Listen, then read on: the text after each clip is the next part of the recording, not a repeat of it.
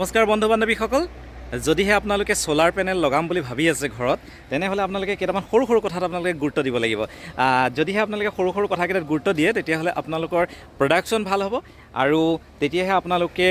লাভটো উপাৰ্জন কৰিব পাৰিব আসলতে আমাৰ বহুতে ভাবি থাকে যে সাদত যেতিয়া সোলাৰ পেনেল লগোৱা যায় সোলাৰ পেনেল লগালে সূৰ্যৰ পোহৰটো পোৱাৰ লগে লগে প্ৰডাকশনটো আৰম্ভ হয় আসলতে তেনেকুৱা কথা নহয় বহুতে তেনেকুৱা ধৰণে কয় বা যোনে লগাবলৈ আহে তেওঁলোকেও তেনেকৈ কয় যে পোহৰ পালে হ'ল সূৰ্যৰ পোহৰ পালে হ'ল এতিয়া যেহেতু মোৰ অভিজ্ঞতা আছে আৰু অভিজ্ঞতাৰ পৰা মই আপোনালোকক কৈছোঁ এই যে সোলাৰ পেনেলখন দেখিছে এই সোলাৰ পেনেলখন লগাওঁতে প্ৰথম কথা হৈছে ই আপোনাৰ ঘৰটোৰ দক্ষিণ মূৰে আপোনাৰ ঘৰটোৰ পৰা মানে দক্ষিণ মূৰাকে এই সোলাৰ পেনেলটো লগাব লাগিব যদিহে দক্ষিণ মূৰাকে সোলাৰ পেনেল নলগায় তেতিয়াহ'লে আপোনালোকে পাব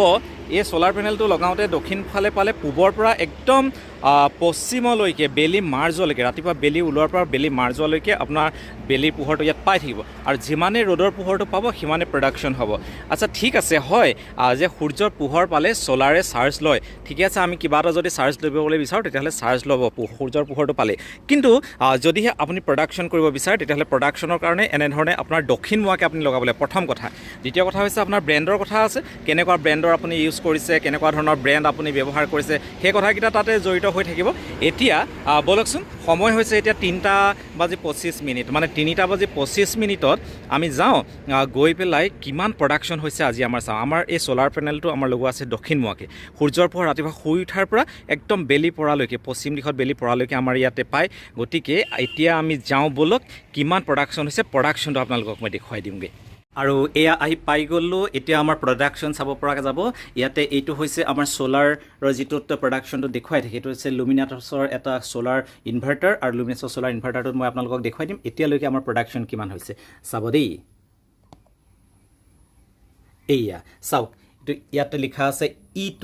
টুডেত আজি দেখুৱাইছে 13.37 মানে 13 ইউনিট প্ৰডাকশ্যনত এতিয়ালৈকে 13 ইউনিট প্ৰডাকশ্যন আমাৰ হৈছে আৰু 13 ইউনিট প্ৰডাকশ্যনত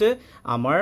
আৰু সময় আছে আপোনাৰ 2 ঘণ্টা মানে ধৰক 5টা বজালৈকে আৰু প্ৰডাকশ্যন হ'ব তাৰমানে আজিৰ দিনটোত আমাৰ 15-16 ইউনিটৰ প্ৰডাকশ্যনটো হৈ যাব 15-16 ইউনিট প্ৰডাকশ্যন হ'লে সিমানটো প্ৰডাকশ্যনত মই যদি সিমানটো খৰচ কৰি দিওঁ তেতিয়াহ'লে সিমানটো খৰচৰ ভিতৰতে মোৰ বিল নাহে আৰু যদি মই তাতকৈ বেছি খৰচ কৰি দিওঁ তেতিয়াহ'লে মোৰ আগতে যিখিনি জমা আছে ইয়াতে টোটেল আমাৰ 184 আছে 184ৰ ভিতৰত যদি মোৰ আগতে বাচি থকা যিমানখিনি আছে তাৰ পৰা এডজাষ্ট হৈ যাব আৰু যদি তাত সিমানখিনি এডজাষ্ট হৈ যোৱাৰ পিছত যদি মই অভাৰ খৰচ কৰি দিওঁ তেতিয়াহ'লে মই বিল দিব লাগিব